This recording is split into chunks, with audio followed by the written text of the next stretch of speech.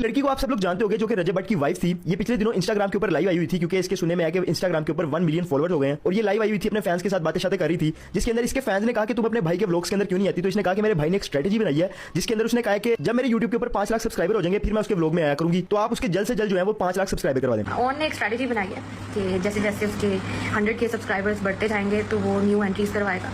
So my number is on 500K subscriber. तो जैसे ही 500K subscriber होंगे तो इंशाल्लाह मेरी एंट्री होगी ब्लॉग में।